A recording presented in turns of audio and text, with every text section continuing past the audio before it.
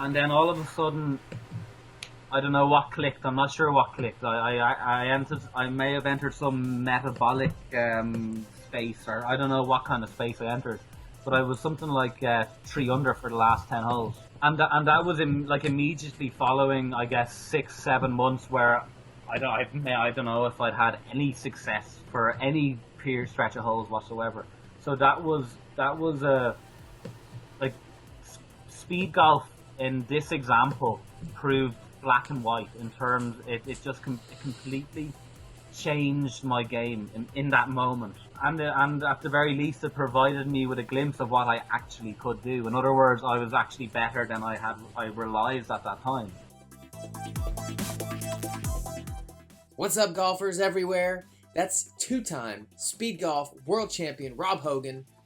That's right, we managed to run down Speedgolf Rob to bring you into the life and mindset of the fastest golfer in the world. I'm your co-host Scott Dolly, and along with Dude Spellings, we're broadcasting the evolution of golf in the 21st century. So turn it up and enjoy this episode of the Pace of Change Golf Podcast.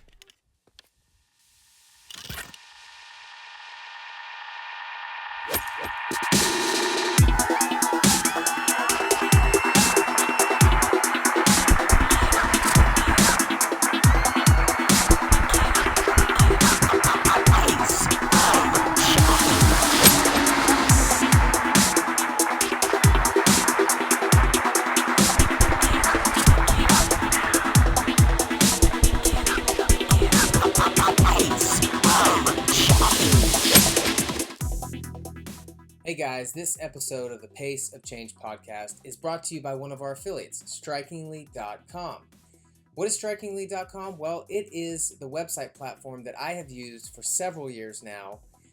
I was one of the first adopters of their platform. But what is it? Well, you can build beautiful websites in minutes, no coding knowledge required.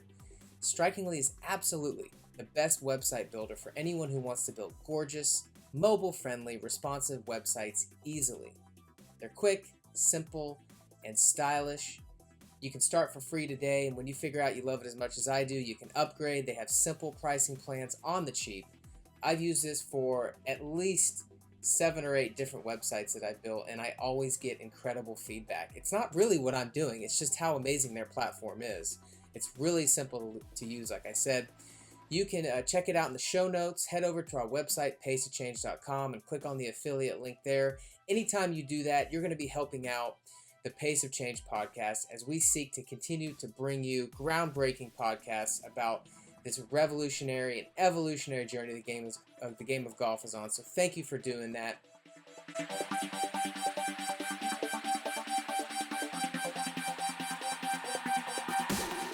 What separates the best in the world from the runner-ups and the rest of us? I don't know. That's not a phrase you expect to hear from someone who's made it to the top of their sport, or their academic field, or their chosen profession. Whatever the case, whether passion or providence, we expect world champions and world-class performers to have the answer to that question, and all the other questions we have related to that. And maybe that fact betrays our deeply flawed beliefs about optimal performance, that being the best at something must require the attainment of perfection. Now, the story of two-time Speedgolf world champion Rob Hogan is one sprinkled with imperfections, failures, and knowledge gaps.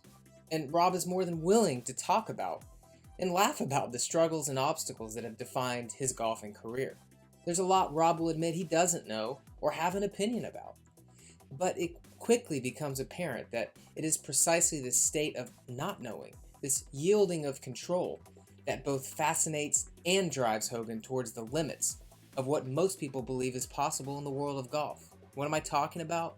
Well, the coveted speed golf score of 99. That's the equivalent of the 4-minute mile in track and field, or the elusive score of 59 in golf. Now, since 2013, Hogan has either won or finished second in every speed golf event he's played in. And he keeps getting better every year. He's the reigning 2-time Speedgolf world champion, the reigning British Speedgolf champion, 2-time Eastern Speedgolf Open champion, and has multiple 18-hole speed golf rounds under 40 minutes. How Rob Hogan from the little town of Bray, Ireland becomes Speed Golf Rob, the fastest golfer in the world, is a story as much about passion as it is provenance.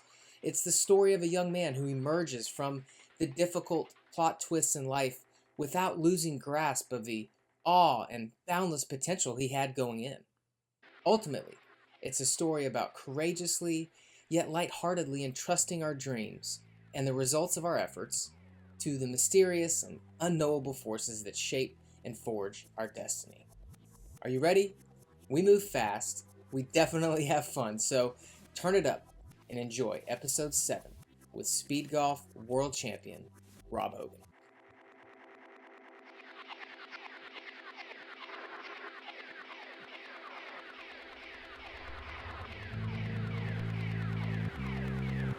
Awesome. All right, guys, we have got a world champion on the podcast. What an honor to have you here, Rob. Thanks for coming on. Great job in the podcast, guys.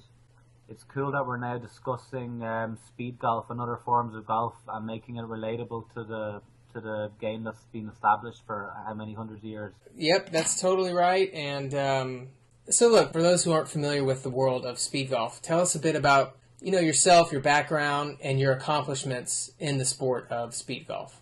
Yeah, sure. So I first tried speed golf in 2008, and I tried speed golf after reading an article in an English golf magazine. I haven't been able to pinpoint that same article since. I can't remember exactly who it was about. I guess it was probably about Chris Smith and Tim Scott and Jay and those guys. And it was one of those moments in my life where I remember I had a really strong feeling that it was something I would enjoy doing and something I would be able to do. So that kind of was provided the kindling.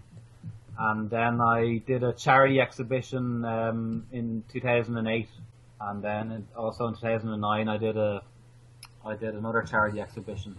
And then there didn't seem to be. I was online and I was checking out Speed Golf International, who were operating at that time, but it was never really an option to travel over, and play in any of the competitions at that point in time. And then in 2012, just at the right time, I guess 2011, I started playing full-time golf, and I did that through 2011, and I guess through half 2012, and then I started kind of running out of steam, and that just coincided with the professional events beginning. Uh-huh. So I was able to get myself over there with kind of the encouragement and support of my family and friends, and my own willingness to kind of go and try new things, I suppose. And then I played in that. I ran really fast, despite not being really trained at all. I hit the ball really well.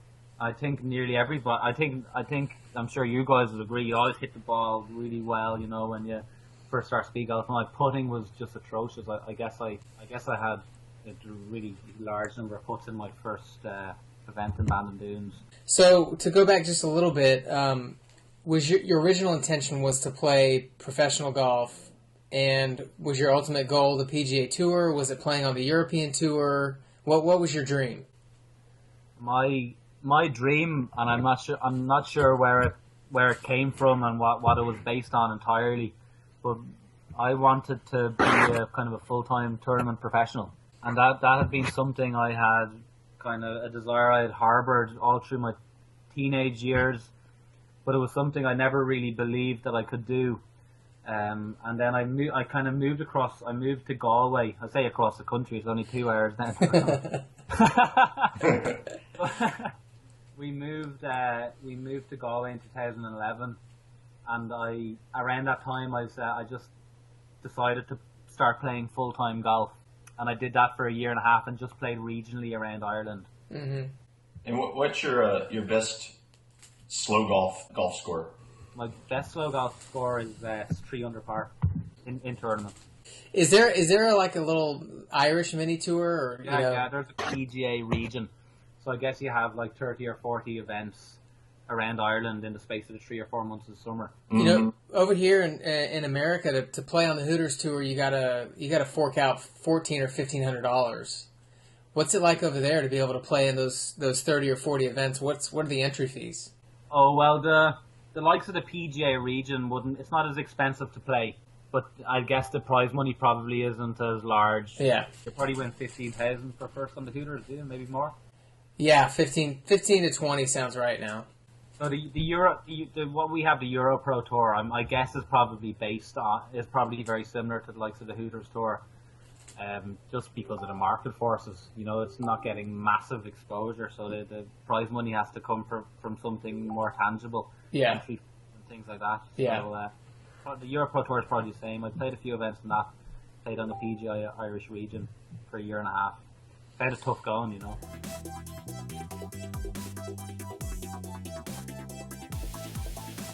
Man, you know, golf is like a tough slog, you know. Golf tough slog. I mean, you know that, guys. You know. Oh yeah. I always say the competition in golf it's the toughest pro sport in the world, I think. Man, golf's difficult, but a few things I'll say about my experience playing regular professional golf is the guys that are, and I know the line is thin and this and that, but the guys who are consistently winning and making money are master craftsmen. Yeah. And master craftswomen, you know. And I can somewhat relate to the skill they have, and I really admire what they're doing, you know. Are you a PGA Club professional at this point? Have you gone through that process? Yeah, I'm a qualified PGA professional. I guess I'm qualified. I guess I'm a professional 10 years now or something like that.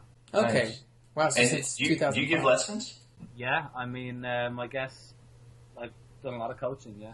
So you mentioned in your first Speedgolf event that you weren't really trained up for the fitness part of it.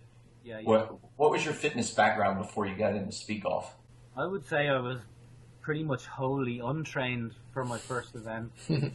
To give you an idea of my athletic background, I played soccer and tennis as a child reasonably well, up until about the age of 13.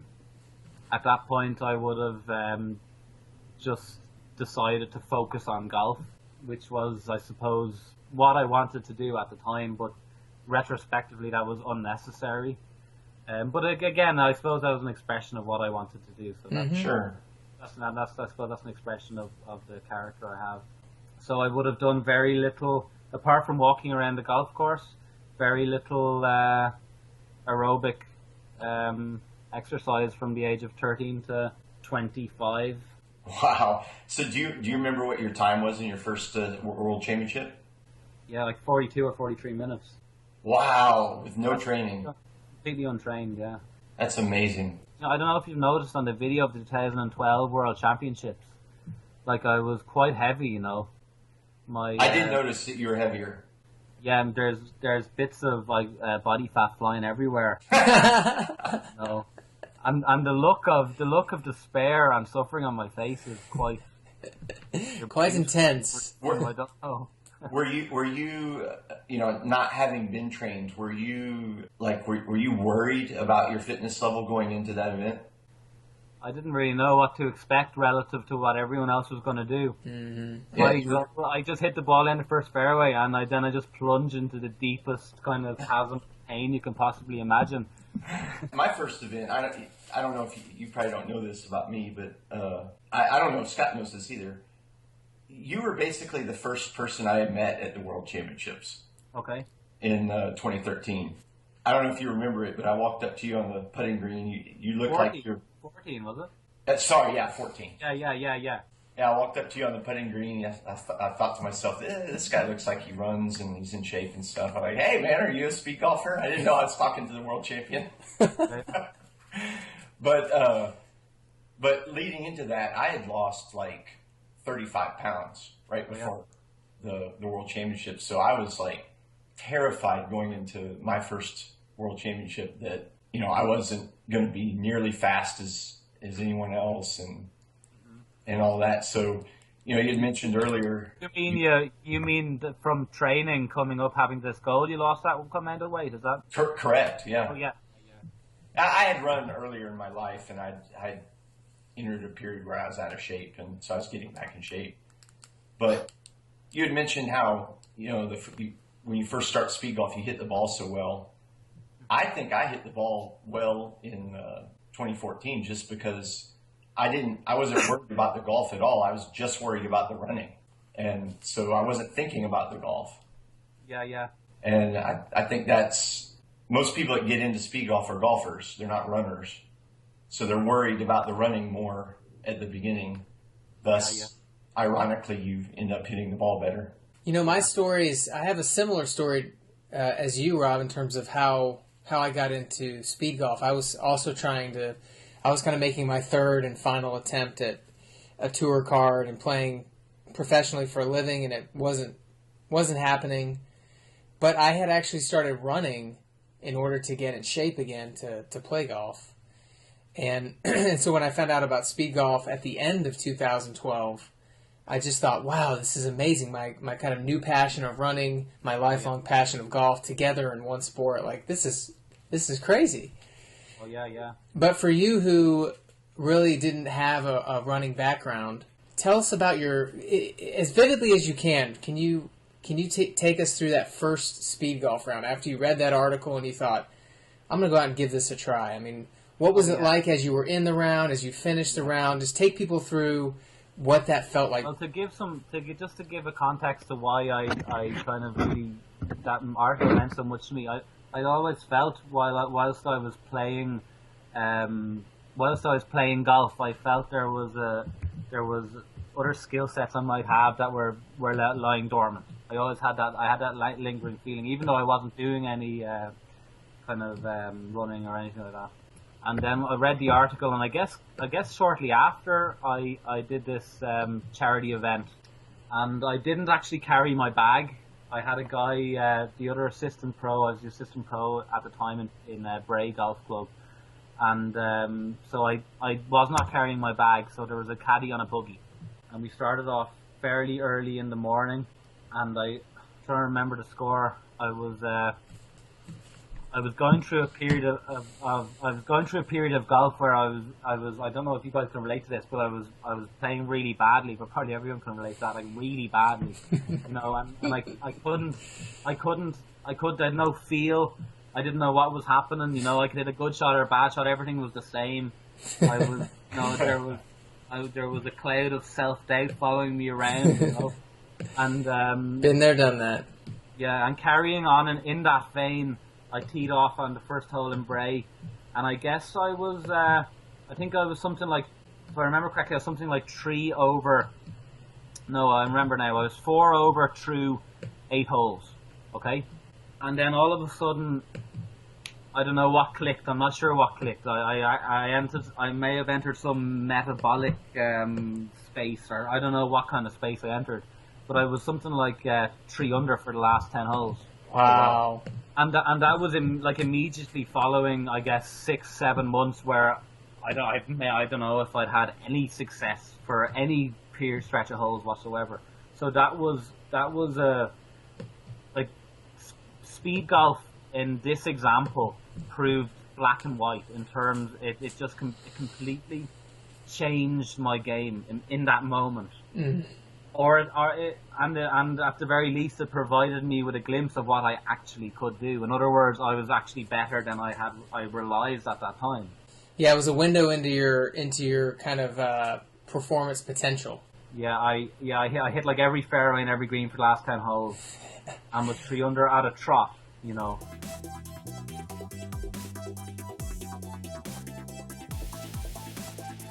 Do you find that there are some purists who are reluctant to accept it? I think purists could be more likely to accept it in some ways because Jim, I don't know how you pronounce Jim's surname, Kosciuszko. Yeah, Kosciuszko.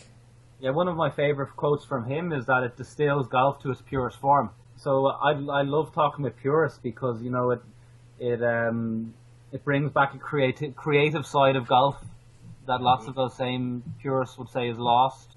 And golf long ago, I gather, was far quicker than it is now. Is another observation of that. But yeah, it's new and it is frustrating sometimes when people are like, "What's speed golf?" But that's just because they don't know. So it's cool to be able to tell people. And I've found a very fantastic sponsor in Ireland, a company called Hard Metal, and the guy that owns Hard Metal pointed it out that this very fact of it being new and causing a reaction of some sort, is causing people to say, "Oh no," or "Oh yes," or everyone reacts, and that used to make me wonder about, what happens to this. But he pointed that out as a really, in terms of that concept, it's a good thing. It's positive. Yeah, there'll be a point of time where that kind of WTF moment becomes collective, and a potential explosion in popularity could come out of it. Well, we're all looking forward to that day. Yeah. So tell us a little bit about your fitness journey then. So you go to the first World Championship in Oregon in 2012, and like you said, it was a painful round of golf, a painful couple rounds of golf. When did you decide, I'm going to start training specifically for speed golf? Immediately. Yeah. And what did that entail? I came home, and I guess one of the best things I did was I joined a local athletics club called Crockwell AC. I've made some great friends there. One of the guys I train with, Peter O'Sullivan, is a member there. And when I first joined, they kind of welcomed me with open arms, and they were really progressive, and they were really interested in the speed golf. And one of the guys in the club, Mark Davis, prescribed me a basic running program, which I guess started out at 25 miles a week and built up a mileage kind of slowly. Just simple kind of 5K running. Did you do any interval training? For the first kind of year, it was just whatever the guys were doing at the group training sessions. Nothing particularly specific. Some hill training sessions. Like 5K. Like 5K training runs, tempo runs. One day a fast pace, one day a slower pace, stuff like that. Yeah, just basic 5K training. Yeah. And then 2014, I got a really good year. I got injured a few times in 2013, I guess because it was new. And then 2014, I got a really good year of running training. And I was doing lots of running, doing lots of speed golfing. And I got a good run at it. And I was doing lots of 400 repeats coming into Virginia. 14 Virginia. I was really, really, really at a peak of fitness at that point. Yeah, I remember you ran the 9-hole course there in under 10 minutes. Oh yeah. Yeah, that's awesome. Out of all the rounds I played, I'm really proud of the 39 minutes in the Foundry. Did you play the Foundry, dude? No. Oh yeah, that's the proud, because that was a really long course in really humid conditions. So my 39 minutes there is probably my kind of best kind of round, especially in terms of the speed I ran. So what was your golf score on that round? A 79 in 39. Oh wow, that's really good. So one of the things Scott and I always talk about, and we talked about it with Alan a little bit, what do you think the relationship is between the golf score and the running speed? Obviously, if you're taking fewer shots, you're going to be running faster. I don't know. Well, it comes down to, I think, speed golf philosophy for every player. So some people think as soon as I tee off, I'm giving it 110%, on the running side, and we'll just let the score work itself out.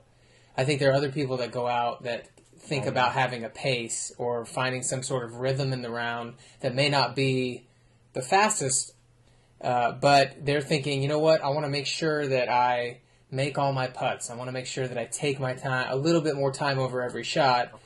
You're asking me how do I perceive the kind of this balance line? Yeah. Yes. I don't know. My initial steps in the game, the competitive game, were just to run as fast as I possibly could. To run as close to death as possible, basically. You know what I mean? Redline it out. Basically, yeah. And it's a little bit different now.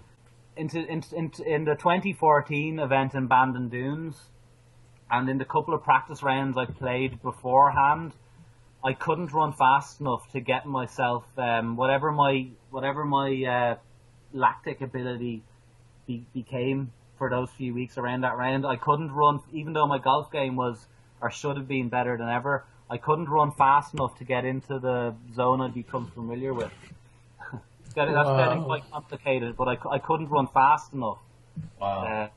Do you know what I mean? Yeah. Well, in other words, your fitness level was so high. Pardon? Your fitness level was so optimal that you had a hard time going fast enough. Yeah, it's kind of the opposite. It's the opposite of taking a little bit of time and care to play good golf. Yeah. It's that I don't really want to do that. You know what I mean? I guess that's based on people like me and Scott. I don't know when you took up the game, dude, but it's like you start young, and the motor skill is very autonomous. Yeah. You know what I mean? And just for me, whatever state I can get into makes me play better golf. So for me, the best examples of getting into the zone have been when I've been kind of suffering a little bit. No, I think there's a lot of truth to that. I mean, in 2015, I had a really bad effort. I was really, really worried about the golf, and I was trying to focus on the golf and not so much on the running, and it resulted in bad running and bad golf. Yeah. I don't know. So Speedgolf weird. It's this fine motor skill that most of us at this point in the progression of the sport of Speedgolf, it's this fine motor skill that nearly all of us have learned outside Speedgolf and then brought into this different mental state we're performing it within. Mm-hmm. All right, so your training progressed from just basic 5K training. You did some intervals in 2014. Yeah. Did you do anything uniquely different for 2015? No, I just kept running. I've kind of developed a philosophy of not really doing as many kind of interval sessions aside from speed golf sessions. How often are you doing speed golf sessions on a weekly basis? Let's say. Right now, it's like it's so wet here that you can't do any. But ramping up for an event. Ramping up for an event in terms of a hard speed golf session. Or like how many speed golf sessions will you get in on a weekly basis? Let's say starting 60 days out. I guess 4 or 5. Okay, so you're out there almost every day, making sure you're on the course, jogging around, playing speed golf. Oh yeah. How often do you go out and not go full speed? Just maybe nearly all the time. All the time? Nearly all the time, yeah. Nice. Yeah. Because I'm quite lazy, I doubt that.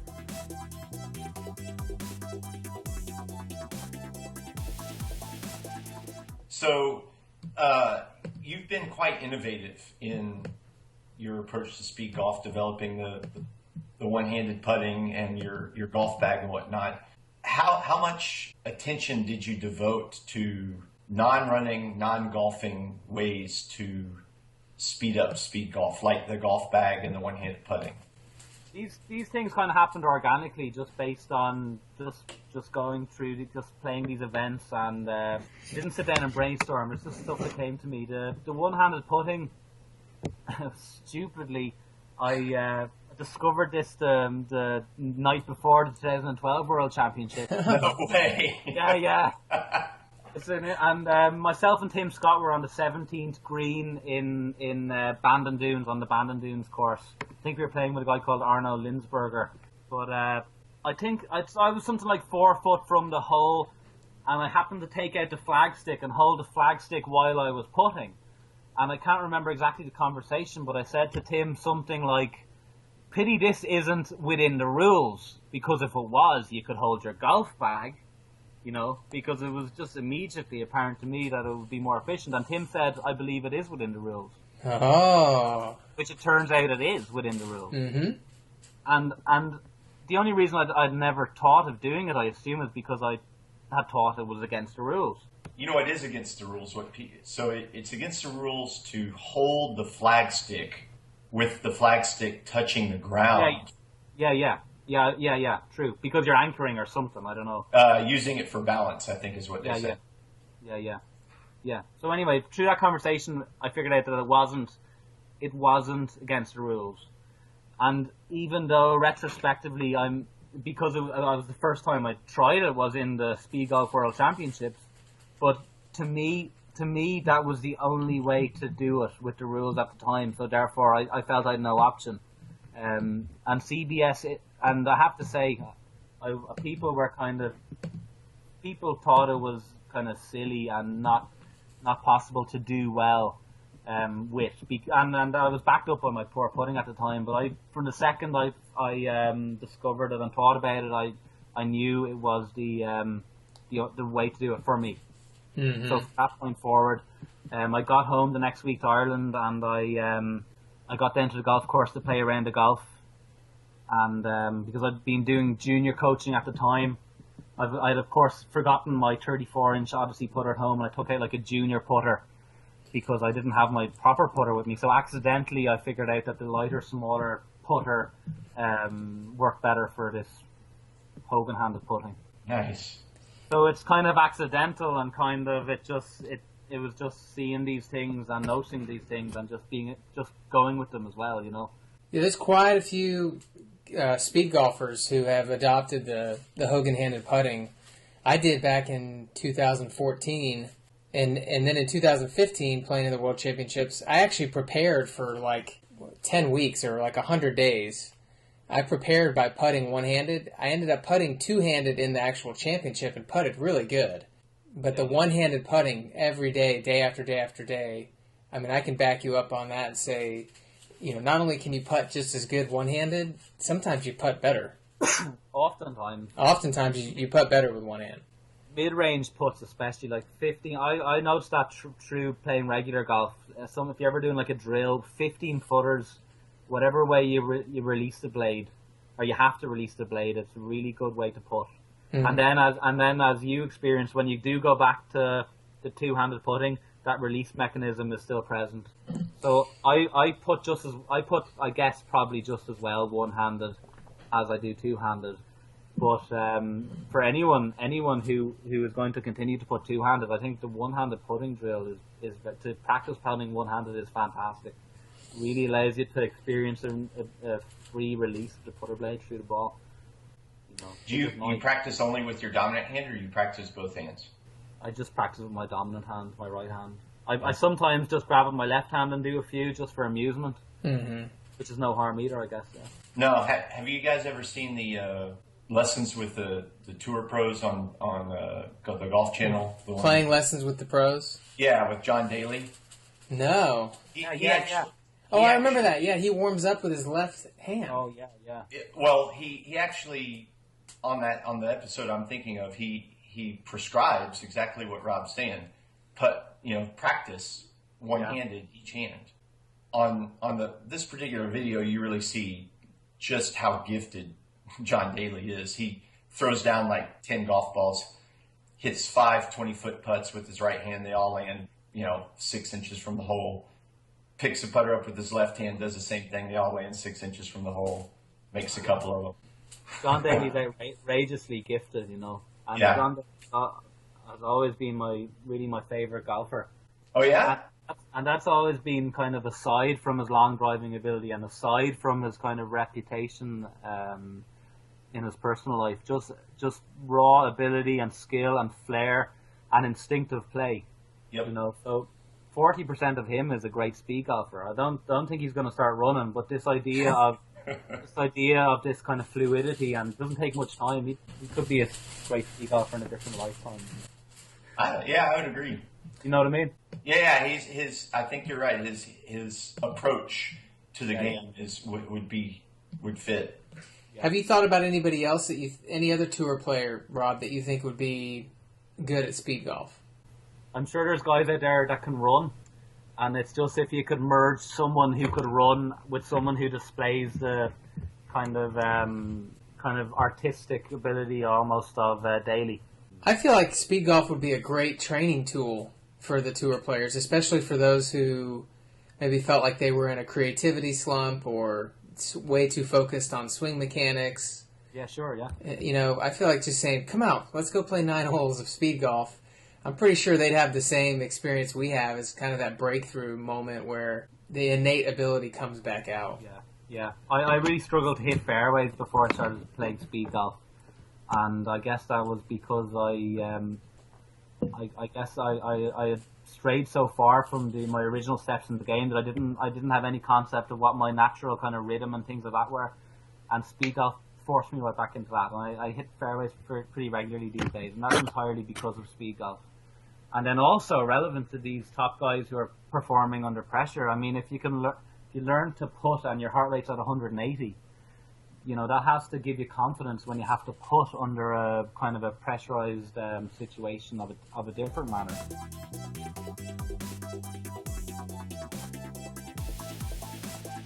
So back to the 2015 World Championships real quick.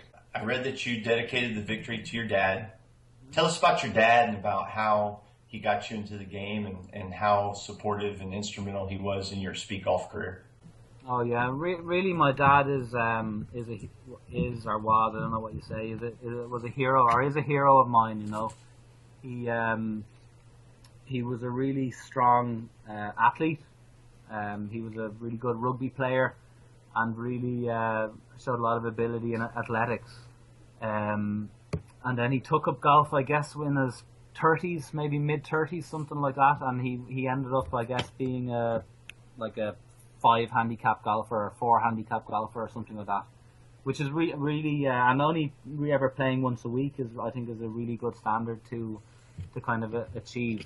And I'm very thankful for the activity of golf, specifically to, you know, with my relationship with my dad. I got to spend a lot of time with him as a young teenager, as an older teenager, even though maybe we were arguing at that time.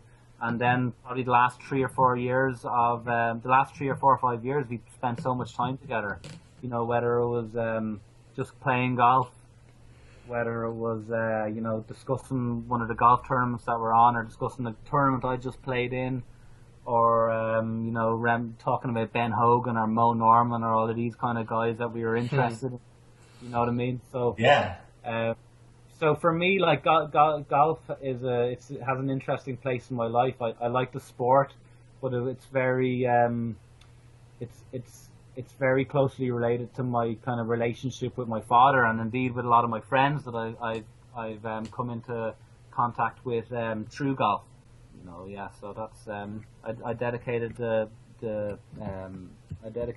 victory in Chicago to my father because he was a real inspiration to me, and he was, you know, very ill for years, but he suffered, and he never projected any of the suffering or what he must have been going through on any of us, which I would always maintain is a fantastic gift to give to his children, not to project any of the pain or any of the confusion you might be feeling. Why is this happening to me? You know. I'm sure he would have been super proud. And he was probably, I mean, he saw you be a world champion before he died. Yeah. It's So- actually cool. The 2013 one was streamed live, so that was a really cool thing for everyone in Ireland and around the world to be able to watch us all play. Yeah, that was really fun. And did he help you? He helped you design your bag. Is that correct? Yeah, it was a real. Chicago was a real kind of family affair. It was interesting. My dad helped me design the bag. He made the handle. You know, the handle that I use. That was an idea I came up with, and I was able to just tell him, and he was able to make it. You know, because I'm not really good at kind of engineering or you know, practical design or anything like that, and he was able to just come out with this. He was able to take my idea and make a perfectly effective and usable handle that I put on my bag. Rob, for those who are listening that don't know what a speed golf bag is, or the couple of handle iterations that you've modified to the bag, can you go a little bit more into detail about that?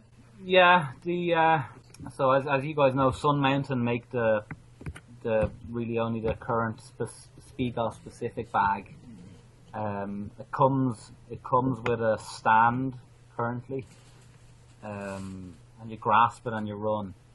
I found that pretty good, and I made a modification. 2 modifications I've made. I've made a little putter well, which tackles the problem of the putter going down below the base of the bag, especially with the shorter putter I use. That's just a simple logical adjustment. And then the other thing that I find is very worthwhile is I've got a handle sticking up. It's handle that's sticking up, and it has little things that'll help it sit properly on the ground. And the idea behind that is you throw it on the ground rather than having to place it on the ground. But at the same time, it's ready for you to pick it up when you go to leave, just as a sandbag is. Mm-hmm. So it's just about the most flowing game of golf I've ever had is with one club. It's running, hit the ball, running, hit the ball, running, hit the ball. So for me, speed golf is about getting as close to that kind of experience, state of play, while springing extra clubs, which undeniably you need for certain shots. Well, so there's no doubt the kind of speed that you've developed just kind of with your running form. Do you have an idea of what you run a 5K in right now? I did a 4-mile race in 22 minutes. So, dude, what do you think? That's a 5:15 mile or something like that. Okay, 5:15 mile, yeah. That's interesting because you're out there in the World Championship and you're playing against the likes of, silver medal Olympians and Nick Willis and Bernard Lagat. Those guys are running, 3.5 minute paces for miles. You got Mac McLean, who's an NCAA champion in the 1500 as well. Oh, yeah. And you consistently post, times that are minutes faster than them. So do you feel like trying to achieve that flow and making those modifications with your bag, you feel like that is part of the big reason why you post faster rounds? I mean, first of all those guys you've mentioned, Lagat, Mac, Nick, those guys are just, it's been such a thrill to get to spend time with those guys, to go on runs with those guys, and just to even watch them run. They're really incredible and really beautiful athletes. So that's been a really cool part of the speed golf journey, is getting to spend time with those guys. They're a real inspiration to me. I mean, if me and Nick or any of those guys had a 5-mile race, I guess they'd put 5 minutes into me. You know what I mean? Oh yeah. Yeah. So I don't know. I guess there is one variable that you're lugging around. I don't know, 3, 4, 5 kg of a golf bag. So one variable I've thought about is, whilst those guys might be X amount faster than me over 1,500 meters, the gap mightn't be quite as large if we were racing carrying the golf bag, because of the implications on technique, and also the different kind of body weight to golf bag ratio that we would have. You know what I mean? Yeah. Yeah, I guess if Nick would beat me by a minute and 20 seconds in the 1,500 meters, he might only beat me by a minute or something like that in the 1,500 meter with a golf bag. I would theorize that, Yeah. That's just a guess. But apart from that variable, which only would account for a few seconds, I guess it's the transitions, or whatever, hitting the shots and hitting them efficiently. So when you play speed golf and you're lining up to hit a shot, yeah, are you hitting the shot purely just to make it a good golf shot, or are you thinking about, if I hit it on this line, it's going to be a straighter run and a faster round, or is that thought not coming to your head? I'm just playing golf. I wouldn't change what I would be doing with my golf shot choices, and in terms of how I'd approach the tactics, specifically faster. I wouldn't take a certain route on a hole to be quicker. I would compromise how I would look at how I should play the golf course for that reason. I think, again, the fact that I, from the start, tried to run as fast as I can, it made it obvious to me what I had to do to be quick. Mm-hmm. But I'm just playing golf. I'm trying to be as fast as I can. So you mentioned the transitions, which obviously plays a role. I noticed, like, if you look at video of you playing speed golf, you set the golf bag down just next to your left foot, and you make your swing, and almost in the follow through of your swing, the handle of the golf bag is right there for you to pick up. That's intentional? It's intentional, but that happened naturally. If you look at me in 2012, that was the case. Interesting. I just did it naturally from the start. I guess I did it because I was able to recognize that it was the most efficient way of doing it.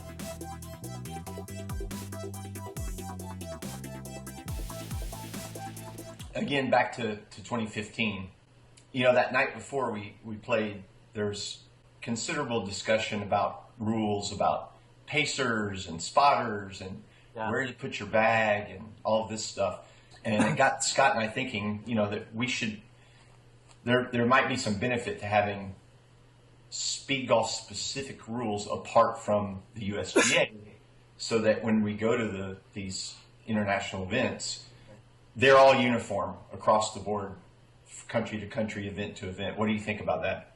I think my personal opinion is that the rules of Speedgolf should be the same as the rules of golf, apart from instances where the likes of a penalty penalizes you not only a shot but also time.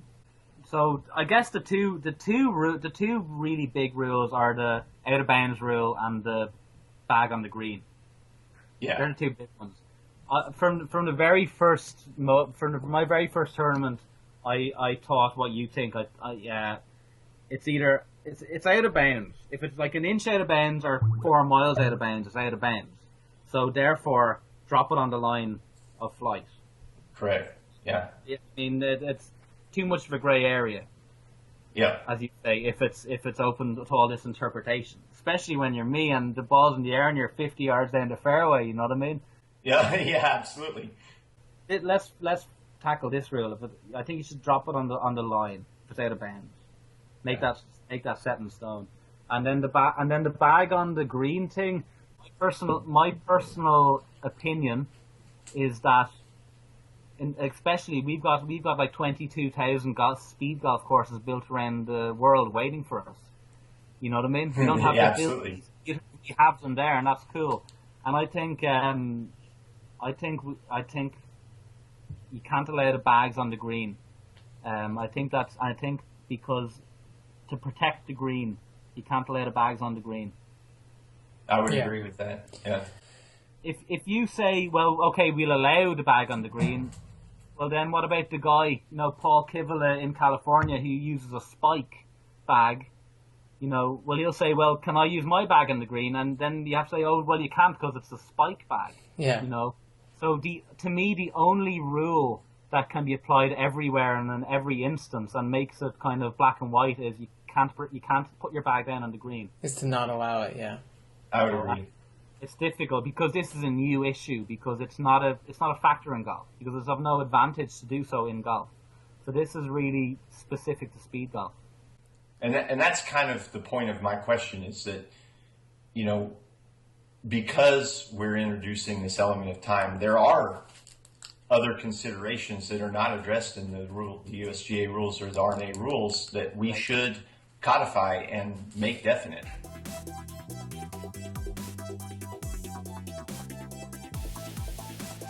.99 is a number I've picked out as being the 4-minute mile of speed golf. Yeah. So 99 is essentially a 65 in 34 minutes.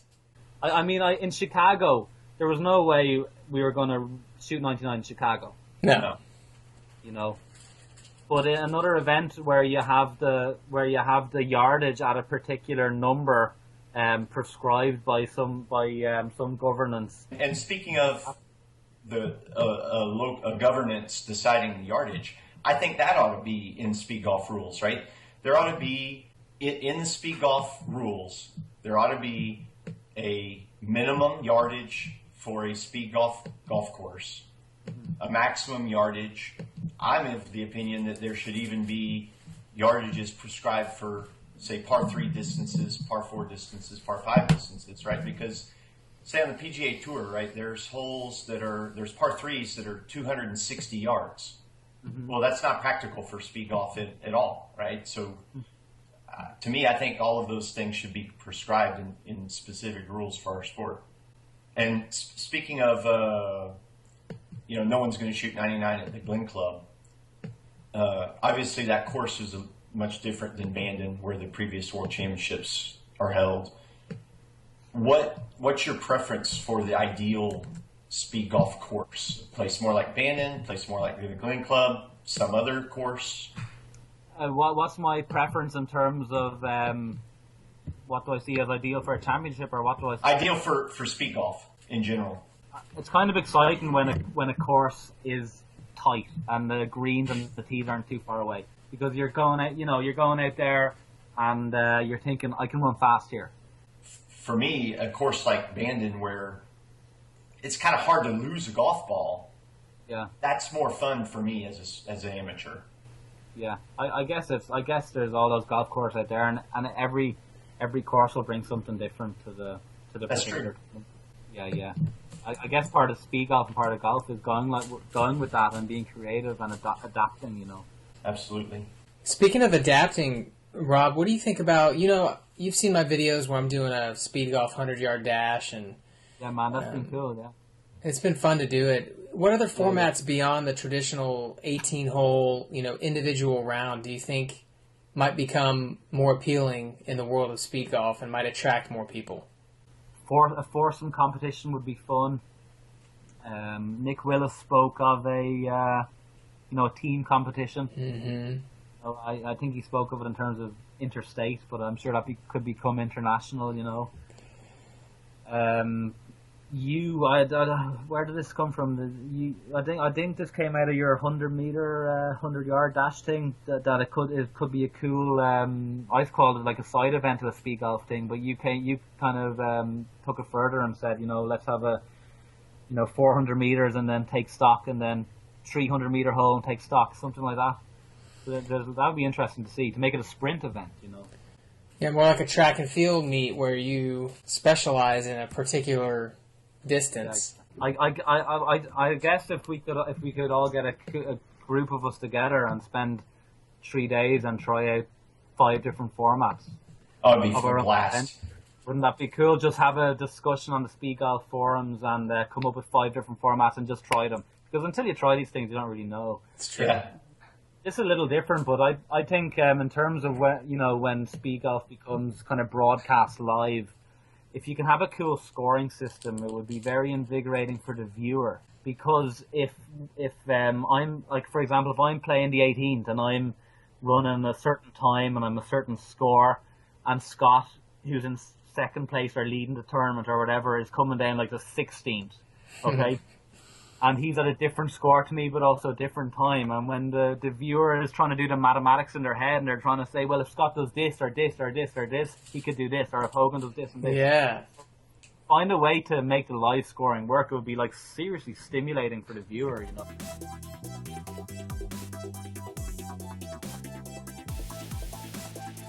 Rob, what else can be done to make speed golf more accessible to the masses? Start a league. Everyone can do that. So all right. So I want to do this in Austin. Explain exactly how the league works, so I can follow your lead. I just called it a league because I don't know, someone else called it a league. I can't remember. It was just Monday. I can't remember what time it was, like 8 p.m. or something, or 9 p.m. For a couple of months, and it was summer hours, so lots of brightness, and we had between like 10 and 20 people every night. Every Monday night, and it was like so informal, man, and they'd come down and we'd sit around having tea afterwards. Once people try it, they'll continue with it. Mm-hmm. Once people, I can't say this enough, and you guys will agree because you've seen it, and I've seen Scott's doing really cool kind of introduction speed golf videos, man. They're really, really, really cool. If a person tries it, they will either say, that was amazing, I'm going to do that again. Or if they're not going to do it again, they can still see the merit in the sport and accept it. Or if someone watches it, because not everyone is able to, not everyone wants to even play it for whatever reason. But if people either watch it or play it, they will accept it or love it, And and then the other thing is, and hopefully I'm gonna start doing this much more now over the next kind of year or two, is just videos, articles, just send them out into the universe, and something's going to come back. And I see you've done some really cool videos, man, Scott, the last couple of months, and it's just about doing that. And it seems like you're just putting stuff out there, and it's like nothing's happening. But this is all kind of this is all gathering momentum, you know. I feel like this is the year where if we can get the community of speed golfers that exist to, if we just get more speed golfers, encourage more speed golfers to create content, whatever it is, short videos or, make a post about your round and your score. Yeah, post pictures every time you play. That's it's easy. Garland does that out in LA. Garland posts a selfie with him and everybody he played with, and he'll talk about how much fun it was and some of the scores that were shot. But I think just putting more content out there is going to get more people involved and at least knowing about the sport. We've got this amazing community of people, and if we can all find a way to work together, we can make this like some sort of a really big thing, a really kind of a real explosion, you know. So it's just about everyone jumping in and everyone playing to their strengths, you know. Yeah. Well, Rob, you certainly are a great ambassador for the game. You're an amazing athlete and a well-deserved champion. And it's great to see that you're committed to traveling, all over the world to showcase the sport, to showcase your skill, and to get as many people to know about the sport as possible. So thanks for doing that and being just a great ambassador for the sport. Well, that's very nice. I appreciate that, and the feeling is mutual. I think we're all pushing the same way. So. We sure appreciate your time today. What a great conversation, and I hopefully listeners got to know you a little bit better. And how can they follow you if they're interested? What kind of social media can they use to follow your progress? Yeah, I would really it would be really cool if people subscribe to me on Facebook. I've set up an athlete specific page called Speedgolf Rob. Okay. And I'm also at that same name on Twitter. At Speedgolf Rob, okay.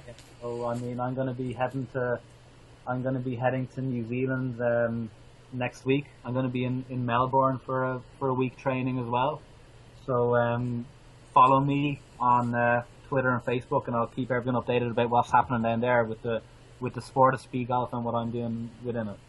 Do you have a YouTube channel? Yeah, I've got a YouTube channel. I think it's just Rob Hogan. Okay.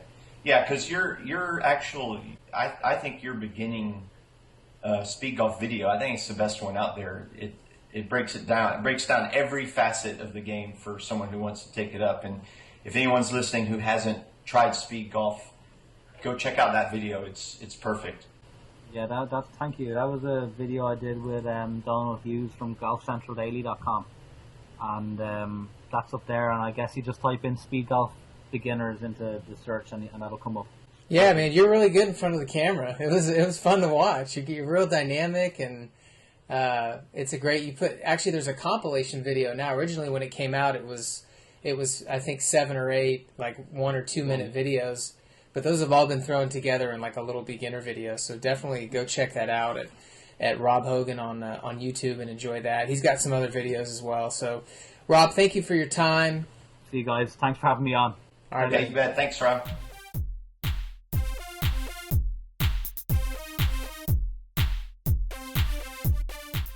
All right, episode 7 in the books. Man, time flies when you're having fun with Rob Hogan, doesn't it?